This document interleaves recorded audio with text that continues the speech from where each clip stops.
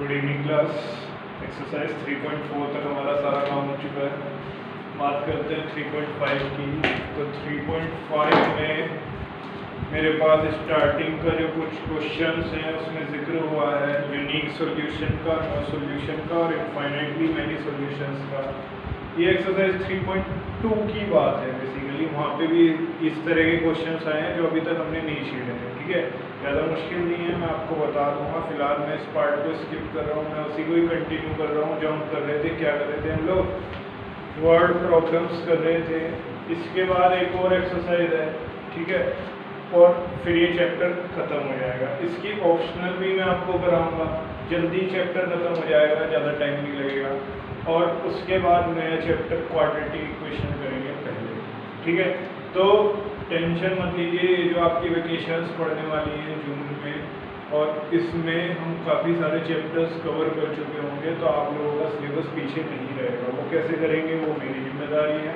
शुरू करते हैं 3.5 में। जो वर्ड प्रॉब्लम्स मुझे दिखाई दे रही हैं वो वर्ड प्रॉब्लम्स पहले सॉल्व कर लेते हैं। वर्ड प्रॉब्लम्स सॉल्व करने के लिए उस कहानी को पढ़ के समझना होता है और उसके बेस पे क्या बनानी होती है, इक्वेशन। कितनी इक्वेशन बनेगी? 2, क्योंकि वेरिएबल 2 हैं। सॉल्व करने के लिए 2 इक्वेशन की नीड पड़ती है। और हमारे पास मेथड 4 है, जिसमें से 3 हमें आ गए, एलिमिनेशन, सब्स्टिट्यूशन, क्रॉस मल्टीप्लिकेशन। अगर अब भी किसी को किसी मेथड में दिक्कत है तो शाम को मिलते हैं प्रॉब्लम सेशन में। ठीक है ना, चलो शुरू कर लेते हैं। कह रहा है a part of monthly hostel charges is fixed. किसी हॉस्टल का मंथली चार्ज जो है उसका कुछ पार्ट तो फिक्स है कि इतने तो देने ही पड़ेंगे। तो लेट द फिक्स चार्ज, मुझे नहीं पता कितना चार्ज है, let the fix charge equals to rupees x. जल्दबाजी में क्या करते हैं हम, सिर्फ एक्स वाई लिखते हुए चले आते हैं।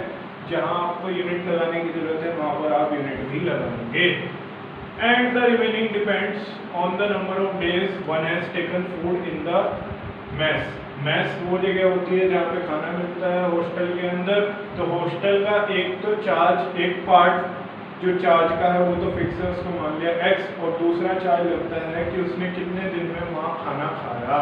तो number of days one has taken food in the mess, मान लेते हैं let the remaining charge per day, per day के हिसाब से जो चार्ज लग रहा है वो लग रहा है रुपीज वाई। ठीक है, व्हेन अ स्टूडेंट ए, एक स्टूडेंट ए है, अकॉर्डिंग टू क्वेश्चन एक स्टूडेंट ए है, takes food for 20 days, she has to pay 1000 rupees. एक स्टूडेंट ने कितना दिन वहाँ पे रुकी, वो 20 डेज के लिए रुकी, उसने 20 डेज के लिए फूड को कंज्यूम किया, तो उसको पे करना पड़ा 1000 रुपीज। तो देखो जब वो हॉस्टल में रुकी है तो उसको एक्स तो देना ही देना है, तो एक्स तो देगी वो। फिर पर डे के हिसाब से वो वाई रुपीज दे रही है, तो 20 दिन के हिसाब से कितने होंगे, 20 वाई। एक्स भी उसने दिया, 20 वाई भी उसने दिए, तो दोनों मिला के उसने कितने पैसे दिए हैं, 1000 रुपीज। तो ये बन गई पहली इक्वेशन। दूसरे केस में कह रहा है where as a student B, एक स्टूडेंट बी है, ये स्टूडेंट ए था, एक है स्टूडेंट बी, वो क्या कह रहा है, who takes food for 26 days, उसने फूड लिया 26 डेज पे और पे किया इतना पैसा as hostel charges. Total charges जो उसने पे किया वो इतना किया, तो हॉस्टल के फिक्स चार्जेस भी उसने पे किए होंगे, मतलब एक्स भी उसने पे किया होगा, और 26 डेज के हिसाब से फूड का भी उसने पे किया होगा। एक दिन का वाई तो 26 डेज का वाई, दोनों उसी ने पे किए, प्लस कर दिया और किसके इक्वल लिख दिया, 11800 के इक्वल लिख दिया। अब ये आपको दो इक्वेशन यहाँ पे दिखाई दे रही है, दो इक्वेशन, दो वेरिएबल, 4 मेथड, 3 आते हैं, कोई सा भी लगा लेना और सॉल्व कर लेना। क्यों? क्योंकि उसने आपसे पूछा है फाइंड द फिक्स चार्ज यानी कि एक्स भी बताना है, and the cost of food per day यानी कि वाई भी बतानी है।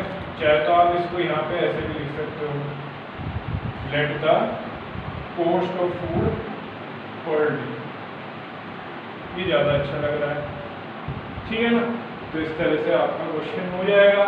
अब इस पे आते हैं अगले क्वेश्चन में। जो सेकंड पार्ट है वो फ्रैक्शन वाला है। फ्रैक्शन वाले हम ऑलरेडी सारे क्वेश्चंस कर चुके हैं, ठीक है। अगर फ्रैक्शंस वाले नहीं हो रहे हैं तो या तो मैं एक वीडियो अलग बना दूंगा फ्रैक्शन वाले पे, नहीं तो प्रॉब्लम सेशन में मिलते हैं।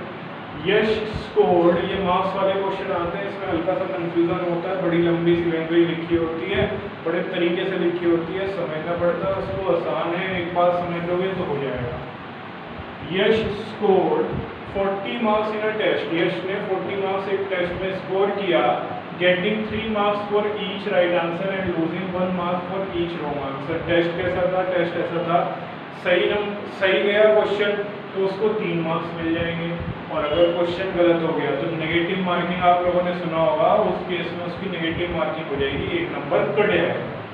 मतलब अगर क्वेश्चन सही है तो 3 मार्क्स मिलेंगे। आपके यहाँ नेगेटिव मार्किंग नहीं होती अभी भी, है ना, बोर्ड वगैरह में कहीं भी आपके स्कूल में आपने नेगेटिव मार्किंग नहीं देखी है, लेकिन कुछ गवर्नमेंट के एग्जाम्स होते हैं, कुछ ऐसे एग्जाम्स होते हैं जहाँ पे नेगेटिव मार्किंग होती है, ठीक है, और वो और ज़्यादा टफ हो जाता है पेपर। तो यहाँ पे भी नेगेटिव मार्किंग की बात हुई है, मतलब अगर सही होगा तो 3 नंबर मिलेंगे, लेकिन अगर क्वेश्चन गलत हो गया तो आपका 1 नंबर कट जाएगा, मतलब नुकसान हो जाएगा, ठीक है। तो इस तरह के एग्जाम में क्या होता है, जनरली स्टूडेंट वही चूज करता है जो उसको अच्छे से आता है, जिसमें वो डैम श्योर होता है कि हाँ ये ठीक होगा, है ना।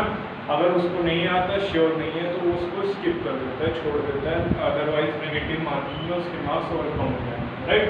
सो यहाँ पे बात करते हैं कि या तो आंसर राइट है या फिर आंसर रॉन्ग है, और उसने कोई सा भी क्वेश्चन नहीं छोड़ा है, फिलहाल के लिए मान के चल रहे हैं। तो let the number of right question equals to x. X की यूनिट क्या आएगी? रुपीज, किलोमीटर, मीटर, कुछ नहीं आएगी, क्यों? क्योंकि ये नंबर है, ठीक है। ऐसे ही let the number of wrong questions equals to Y. According to question वो कह रहा है कि अगर सही हो जाता क्वेश्चन तो 3 मार्क्स मिल जाते। मान लो 10 क्वेश्चन सही थे तो 3 3 3 3 कितने बार? 10 बार, तो 3 10 जा 30 मार्क्स मिल गए, है ना। तो अगर 3 मार्क मिलने वाले हैं और एक क्वेश्चन पे, और नंबर ऑफ क्वेश्चन कितने हैं? x, तो अगर 10 क्वेश्चन है तो 30 हो जाएंगे, कैसे निकाला? 3 into 30। तो अगर x क्वेश्चन है तो क्या हो जाएगा? 3 into x। समझ आ गई बात? सिंपल सी बात है। एक टॉफी 2 रुपए की, 10 टॉफी 20 रुपए की। एक क्वेश्चन 3 मार्क्स का, नेक्स्ट क्वेश्चन कितने मार्क्स के? 3 into x। अब 3 into x हो गया, मार्क्स कितने मिले उसे? 40, ठीक है। लेकिन उसके कुछ क्वेश्चंस गलत भी तो गए होंगे। अब जो गलत गए उसके कितने कट रहे हैं? 1 कट रहा है, ठीक है। मान लो 5 क्वेश्चन गलत गए तो 5 मार्क्स कट गए, 5 into 1, है ना। कितने क्वेश्चन गलत गए हमारे अकॉर्डिंग? y क्वेश्चन, तो हमारे according y 1 into y marks उसके कटे हैं। कितने कटने चाहिए? 1 into y कटने चाहिए। अब मार्क्स कम हो रहे हैं या बढ़ रहे हैं? कम हो रहे हैं, तो माइनस करेंगे या प्लस करेंगे? ऑब्वियस सी बात है, माइनस करेंगे। इसमें कंफ्यूजन नहीं होना चाहिए आपको कि प्लस करेंगे या माइनस करेंगे। आपके सही वाले आंसर्स के आपको सही मार्क्स मिलेंगे, लेकिन जो आपके गलत हो चुके हैं उनके मार्क्स डिडक्ट होंगे, और तब जाके आपको टोटल कितने मार्क्स मिले, यानी कि यश को कितने मार्क्स मिले? 40। सेकंड केस में वो कह रहा है had 4 marks been awarded for each correct answer, अगर ऐसा होता कि हर करेक्ट आंसर के लिए 4 मार्क्स मिलते। अभी कितने मिल रहे हैं? 3, ठीक है। अब कितने मिल रहे हैं? 4। हम मान के चल रहे हैं नंबर ऑफ क्वेश्चंस कितने हैं? राइट क्वेश्चंस, जो उसने राइट आंसर्स दिए, है ना। 2 आंसर्स लिख देता हूँ, इससे ज़्यादा क्लियर हो जाएगा। तो हम मान के चल रहे हैं x है, तो 4 मार्क्स मिल रहे हैं एक क्वेश्चन के, एक आंसर के, एक करेक्ट आंसर के 4 मार्क्स मिल रहे हैं। तो x के कितने मिलेंगे? 4x। वही वाला टॉफी वाला जो लिखा जाएगा दोबारा से। लेकिन इस बार मार्क्स कितने कट रहे हैं? 2 marks has been deducted for each incorrect answer. जो इनकरेक्ट आंसर है, जितने हमारे y हैं उसके 2 मार्क्स कट रहे हैं। तो 1 के 2 कटेंगे, 3 के कितने कटेंगे? 6। कैसे आया? 2 into 3 करेंगे, तो हमारे पास 2 कट रहे हैं। नंबर ऑफ इनकरेक्ट आंसर्स कितने हैं? y तो टोटल कितने मार्क्स कटेंगे? 2y प्लस होगा माइनस होगा, माइनस हो जाएगा, और तब जाके इसके टोटल मार्क्स कितने आएंगे? 50। कितने आ जाएंगे? 50। अब आपके पास क्या है? दो इक्वेशन, दो वेरिएबल, हो जाएगा। ठीक है ना, मेथड आपको अगला क्वेश्चन कर लेते हैं। ये बहुत ज़्यादा इम्पोर्टेंट क्वेश्चन है, पेपर में आने की संभावना बहुत बहुत ज़्यादा है इसकी, और ये वो वाला क्वेश्चन है जो एंड तक बच्चों की प्रॉब्लम बनी रहती है। लास्ट टाइम भी बोर्ड के एग्ज़ाम तक भी मेरे से हर एक बच्चे ने ये सेपरेटली क्वेश्चन आके बार बार पूछा था। मतलब ये क्वेश्चन कहीं ना कहीं इम्पोर्टेंट है कुछ नहीं, इसमें सिर्फ एक बार लॉजिक समझ में आ गया तो सारा काम हो जाएगा। बेसिकली इस टाइप के क्वेश्चंस होते हैं आपके स्पीड, डिस्टेंस और टाइम वाले क्वेश्चन। स्पीड, डिस्टेंस और टाइम वाले क्वेश्चंस को और भी देखेंगे और फिर उनको समझ के उनकी प्रैक्टिस करेंगे। ठीक है ना, तो यहाँ पे हमारे पास जो यूज होता है कॉन्सेप्ट वो होता है speed equals to distance upon time, जो कि हमें सबको पता है। आपको बस ये फॉर्मूला याद रखना है, speed equals to distance upon time. वो क्या है? दो प्लेस हैं ए और बी, आर 100 किलोमीटर अपार्ट, एक दूसरे से कितनी दूरी पे है? 100 किलोमीटर की डिस्टेंस पे on a highway. One car start from A, एक कार यहाँ से स्टार्ट हुई ए पॉइंट से, and another from B at the same time, और एक बी से स्टार्ट हुई एट द सेम टाइम।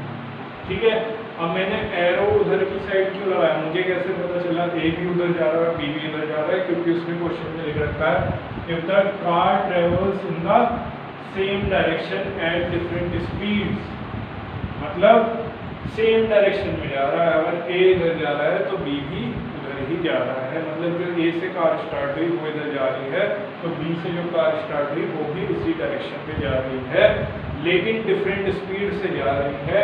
इसलिए वो 5 घंटे बाद एक दूसरे को मीट कर जाती है, मिल जाती है। अब आप ये ध्यान से सोचिए कि एक कार स्टार्ट हुई ए से, एक कार स्टार्ट हुई बी से, राइट? तो एक कार ए से स्टार्ट हो रही है, एक कार बी से स्टार्ट हो रही है, तो ए वाली अभी भी बी से कितना पीछे है? 100 किलोमीटर पीछे है, लेकिन वो डिफरेंट स्पीड पे चल रही थी। ए वाली अलग स्पीड पे, बी वाली अलग स्पीड पे, तब जाके वो 5 घंटे बाद मिल गई। इसका मतलब कौन तेज चल रहा होगा? वैसी बात है, कौन तेज चल रहा होगा? ए वाला तेज चल रहा होगा, बी वाला स्लो चल रहा होगा। मान लेते हैं कि वो इस पर्टिकुलर पॉइंट सी पर आके मीट कर, ठीक है? मुझे नहीं पता ये डिस्टेंस कितना है, राइट? अब ध्यान से समझो कि ए ने कहाँ तक डिस्टेंस कवर किया? सी तक। तो ए ने कितना डिस्टेंस कवर किया? ये जो ए वाली कार है, ए सी वाला डिस्टेंस। और बी ने यहाँ से चल के कहाँ तक का डिस्टेंस कवर किया? सी। सी वो पॉइंट है जहाँ पर दोनों कार आकर मीट कर गई। पहले आगे पढ़ते हैं क्वेश्चन को। दूसरे केस में वो कह रहा है if they travel towards each other, अगर वो एक दूसरे की तरफ चले तब क्या होगा? मतलब ए एरा बी एरा, इनके बीच में डिस्टेंस अभी 100 किलोमीटर का है। इस बार एक कार ए से स्टार्ट हुई, एक कार बी से स्टार्ट हुई, लेकिन इस बार एक दूसरे के अपोजिट डायरेक्शन में जा रहे हैं, एक दूसरे की तरफ जा रहे हैं, ठीक है ना? तो ये इधर आ रहा है, ये इधर आ रहा है, तो इस बार और जल्दी मिल जाएंगे। तो इस बार कितनी देर में मिल गए? दे मीट इन 1 आवर, सिर्फ 1 घंटे में ही मिल गए। मान लेते हैं किसी पॉइंट सी पे मिले, ये पहला केस है, ये दूसरा केस है। किस पॉइंट पे मिले? सी पे मिले। तो ए ने कितना कवर किया? AC, और बी ने कितना कवर किया? BC। पहले बताओ क्वेश्चन क्लियर हो गया या नहीं? आगे चले फिर। क्वेश्चन में क्या कह रहा था कि दो प्लेस हैं ए और बी जो कि 100 किलोमीटर अपार्ट हैं, एक दूसरे से कितना डिस्टेंस है उनके बीच में? 100 किलोमीटर का डिस्टेंस है, राइट? अब 100 किलोमीटर का डिस्टेंस है, तो एक कार स्टार्ट हो रही है ए से, एक कार स्टार्ट हो रही है बी से, सेम टाइम पे स्टार्ट हो रही है, सेम डायरेक्शन में वो लोग चल रहे हैं। ए भी इधर जा रहा है और बी वाली कार भी इधर जा रही है, और डिफरेंट स्पीड पे चल रहे हैं, और वो 5 घंटे बाद किसी पॉइंट पे आके मिल जाते हैं। वो पॉइंट हमने क्या मान लिया? सी। तो ए वाली कार यहाँ से शुरू होकर कहाँ तक गई, सी तक, तो ए वाली कार ने कितना डिस्टेंस कवर किया, ए सी, और बी वाली कार ने कितना डिस्टेंस कवर किया, बी सी। ठीक है ना। ए वाली कार ऑब्वियसली बात है बहुत तेज चल रही होगी, इसलिए उसने कितना डिस्टेंस कवर, तो तभी तो 5 घंटे बाद वो दोनों आपस में मिल गई। अगर बी भी तेज चल रही होती तब तो ये मिल ही ना पाते आपस में, है ना। दूसरे केस में वो कह रहा है they travel towards each other, अगर ये एक दूसरे की तरफ चलना शुरू हो तो दे मीट इन 1 आवर, तो ये 1 घंटे में मिल जाती है, जल्दी मिलेगी क्योंकि अब एक दूसरे की तरफ आ रहे हैं। ठीक है, डिस्टेंस वही है 100 किलोमीटर, लेकिन इस बार सी यहाँ कहीं बीच में होगा। ठीक है ना, बीच में होगा जिसमें ए और बी वाली कार आपस में मिल रही होगी। ए ने कितना डिस्टेंस कवर किया होगा, ए सी, और बी वाली कार ने कितना कवर किया होगा, बी सी। तो ये क्वेश्चन हमें ये कह रहा है। अब इसको करना क्या है, पूछा क्या है वो देख लेते हैं, वो बता देते हैं।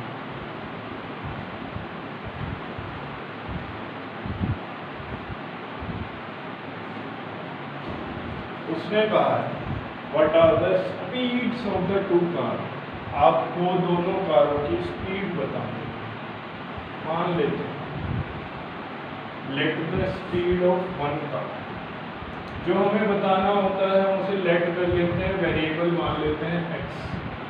ठीक है, तो स्पीड आपकी कैसी रहेगी, किलोमीटर पर आवर। ऐसा यूनिट पढ़ी है हमने फिजिक्स में, ऐसा यूनिट क्या होती है, मीटर पर सेकंड होती है या फिर किलोमीटर पर आवर होती है। यहाँ पे किलोमीटर और आवर की बात हो रही है इसलिए मैंने किलोमीटर पर आवर लिख दिया। अब let the speed of second car equals to y kilometre per hour. ठीक है, अब फर्स्ट केस की बात करें, इस तरह से लिख के आओगे पेपर में तो पूरे मार्क्स मिल जाएंगे, टीचर को क्लियरली सारी चीज़ें समझ आएगी और टीचर को पता चलेगा कि आपका कॉन्सेप्ट कितना क्लियर है, ताकि आगे अगर आपसे पेपर में कोई छोटी मोटी मिस्टेक हुई भी है तो वो उसको इग्नोर कर सकते। ठीक है, तो ए से एक कार स्टार्ट हुई, वो इस साइड आ रही है, बी से एक कार स्टार्ट हुई, वो भी इसी डायरेक्शन में जा रही है, और दोनों मिल जाती हैं किस पॉइंट पर, सी पॉइंट पर। ठीक है, now the distance covered by first car, ये आपकी फर्स्ट कार है और ये आपकी second car. Distance covered by first car equals to x equals to AC। कितना डिस्टेंस कवर किया उसने, AC, and distance covered by second car.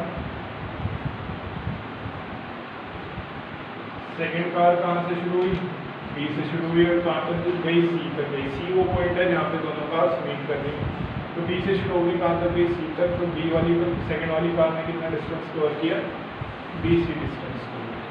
Right, अभी डिस्टेंस की वैल्यू क्या है, डिस्टेंस फॉर्मूला क्या है, speed equals to distance upon time.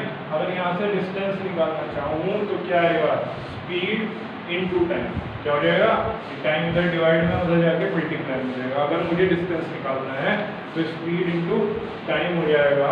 तो इट इम्प्लाइज, ये जो AC है, जो AC है ये क्या होगा, स्पीड इनटू टाइम।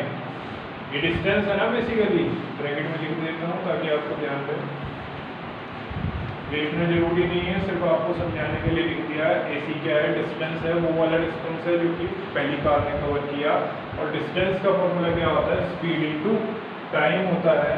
स्पीड कितनी है पहली कार की, स्पीड मान के चल रहे हैं x, कितनी स्पीड है x।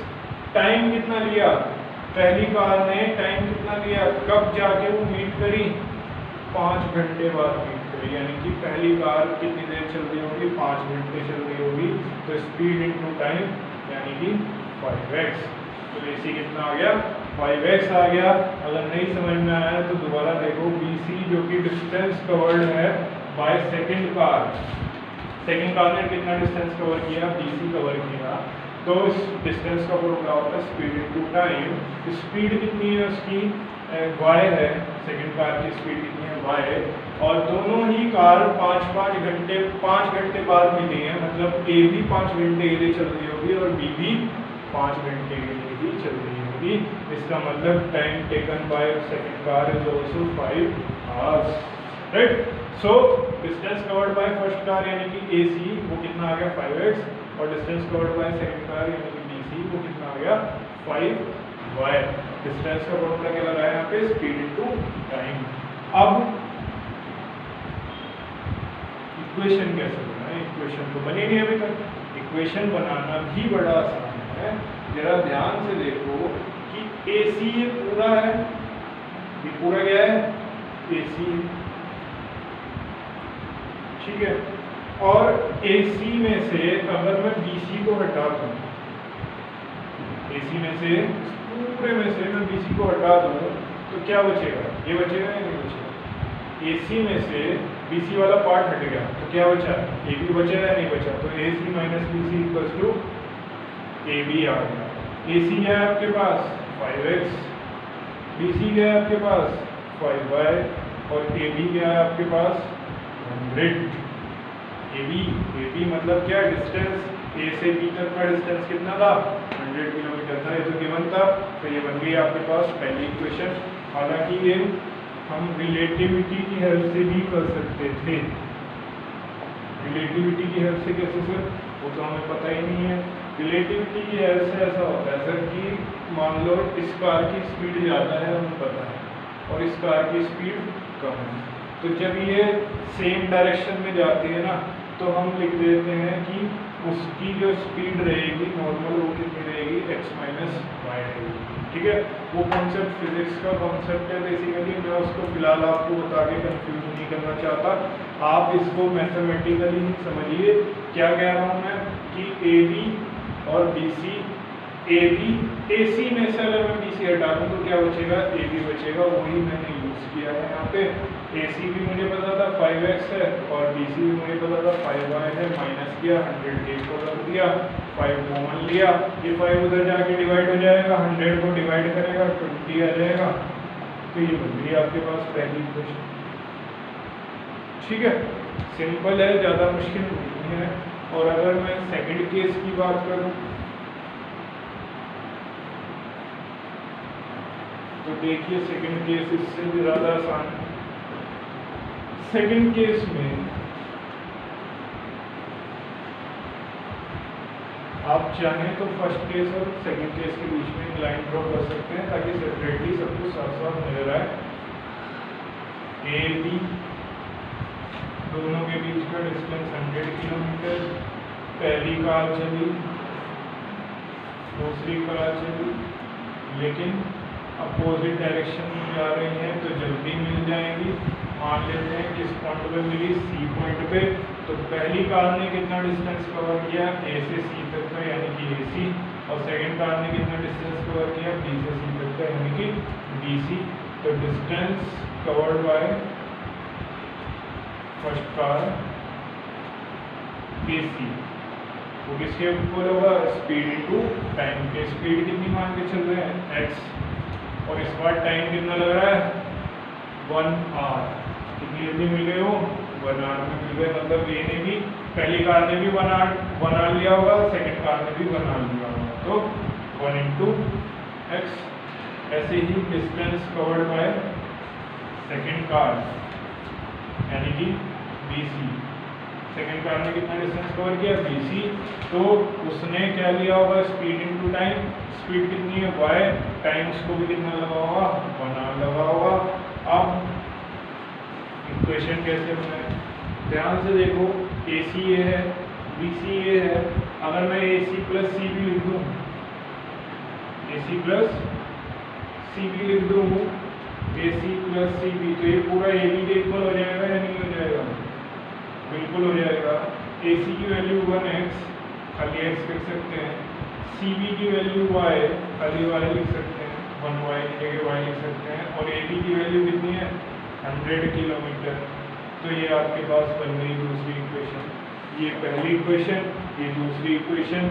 याद कैसे रखना है, एक बार तो AC माइनस BC करना है और एक बार AC प्लस BC करना है। और राइट साइड में दोनों केस में ए बी ही आएगा, 100 ही आएगा। ठीक है ना। तो ये क्वेश्चन मेरे ख्याल से अब क्लियर हो जाना चाहिए। अगर नहीं हुआ तो दोबारा पूछ लेना क्या डाउट होगा। ठीक है, वीडियो को दोबारा प्ले करके देख लेना एक बार, तब भी नहीं आएगा तो प्रॉब्लम सेशन से मिलता है। ठीक है, एक और क्वेश्चन देख लेते हैं इसके बाद। चलो देखो लास्ट क्वेश्चन देख लेते हैं इस एक्सरसाइज का। The area of a rectangle, area of a rectangle क्या होता है? लेंथ इनटू ब्रेथ या side into side? Length into breath होता है। बेसिकली वो होता साइड इनटू साइड ही है, लेकिन उसके बारे में बाद में भी बात करेंगे आराम से। The area of a rectangle gets reduced by 9 square units. Square units का क्या मतलब है? यहाँ पे स्क्वायर यूनिट का मतलब है कि जब आप एरिया ऑफ रेक्टेंगल निकालते हो तो आप करते हो लेंथ इनटू ब्रेथ। लेंथ की ऐसा यूनिट, बेसिकली डिस्टेंस है लेंथ की और ब्रेथ की, तो मीटर इनटू मीटर यानी कि मीटर स्क्वायर। तो इसकी यूनिट जो होती है वो स्क्वायर यूनिट्स रहती है। क्या रहती है? Square units. अगर उसने स्क्वायर यूनिट लिखा तो स्क्वायर तो पता चल गया क्यों आया। यूनिट का मतलब है वो ये नहीं बता रहा कि मीटर है, किलोमीटर है, मिलीमीटर है, उसने ये मेंशन नहीं किया। तो मैं भी उस चीज़ को मेंशन नहीं करूँगा कि वो मीटर है, किलोमीटर है, हेक्टामीटर है। ठीक है ना, वो सब मैं मेंशन नहीं करूँगा। मैं सिर्फ क्या लेके चलूँगा? Unit, right. If its length is reduced by 5 unit and breadth is increase by 3 units, क्या कह रहा है वो उसको समझते हैं पहले। लेकिन जो मुझे दिख रहा है वो मुझे क्या दिख रहा है कि रेक्टेंगल की बात हो रही है जिसमें एक लेंथ होती है और एक ब्रेथ होती है। तो मुझे लेंथ को मान लिया मैंने x और ब्रेथ को मान लिया मैंने y। L और B भी मान सकते हैं, कोई दिक्कत नहीं है, एज योर विश। यहाँ पे यूनिट उसने नहीं दे रखी है तो मैंने लिख दिया x unit y unit, right. अब एरिया ऑफ रेक्टेंगल क्या होता है? लेंथ इनटू ब्रेथ यानी कि x इंटू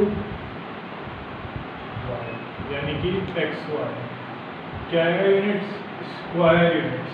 स्क्वायर क्यों आया? क्योंकि मीटर मीटर मीटर स्क्वायर हो जाएगा तो स्क्वायर यूनिट्स। ठीक है, अब आते हैं क्वेश्चन। अकॉर्डिंग टू क्वेश्चन वो फर्स्ट केस में अपने वो क्या बोल रहा है? वो कह रहा है area of rectangle gets reduced by 9 square units. Area कम हो जाता है 9 स्क्वायर यूनिट्स कम हो जाता है। कब? If its length is reduced by 5। अगर मैं लेंथ को 5 से रिड्यूस कर दूं, मतलब लेंथ अगर पहले x थी तो अब 5 कम हो जाएगी। लेंथ अगर पहले 13 थी तो अब 5 कम होकर 8 रह जाएगी। लेंथ अगर पहले x थी तो अब 5 कम होकर x माइनस 5 रह जाएगी। And the breadth is increase by 3 units. और ब्रेथ को क्या कर रहा हूँ? इंक्रीज कर रहा हूँ बाय 3 यूनिट्स। ठीक है ना। तो ब्रेथ अगर इंक्रीज हो रही है बाय 3 यूनिट्स तो ब्रेथ अगर पहले y थी तो अब कितनी हो जाएगी? y प्लस 3 हो जाएगी। तो अब लेंथ बन चुकी है x माइनस 5, ये आपकी लेंथ है, और ब्रेथ बन चुकी है आपकी y प्लस 3। ठीक है, लेंथ इनटू ब्रेथ करके क्या आएगा? एरिया। कितना था एरिया? xy। लेकिन उसने कहा है जब आप लेंथ में ये चेंज कर रहे हो और ब्रेथ में ये चेंज कर रहे हो तो आपका एरिया कम हो जाता है 9 स्क्वायर यूनिट्स। यानी कि अगर एरिया पहले xy था तो अब एरिया हो जाएगा xy माइनस 9। समझ में आया क्या?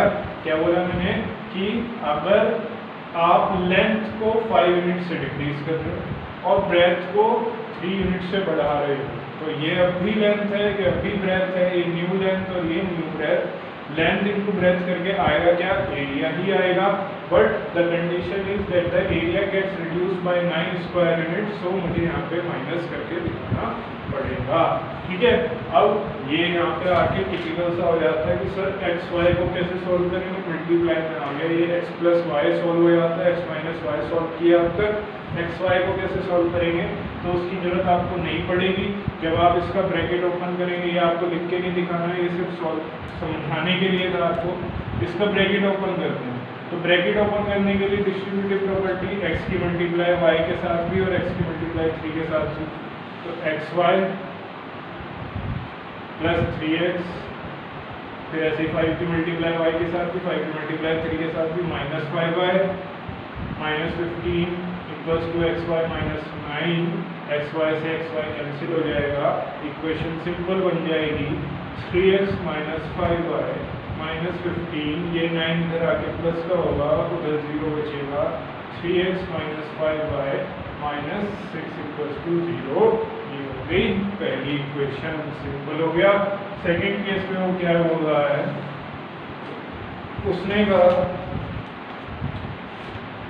If we increase the length by 3 units, अगर मैं लेंथ को बढ़ा दूं 3 यूनिट्स से, मतलब पहले x थी तो अब कितनी हो गई x plus 3, and the breadth by 2 units, और ब्रेथ को भी बढ़ा रहा हूँ, कितना कर रहा हूँ 2 यूनिट्स से बढ़ा रहा हूँ, तो पहले अगर y थी अब कितनी हो गई y प्लस 2, तो ये लेंथ ये ब्रेथ, लेंथ इनटू ब्रेथ करके क्या आना चाहिए area, but the condition is that the area increases by 67 square units, इस बार एरिया 67 स्क्वायर यूनिट से बड़े आता है, तो अगर पहले xy था तो अब हो जाएगा xy प्लस 67, इसको फिर से सॉल्व करेंगे, xy plus 2x plus 3y plus 6 equals to xy plus 67, xy से xy cancel, 2x plus 3y ये इधर आएगा माइनस 61 हो जाएगा, ये बन जाएगी सेकेंड इक्वेशन। दो वेरिएबल, 3 मेथड आपको आते हैं, आप इसे सॉल्व करके आ सकते हैं, ठीक है।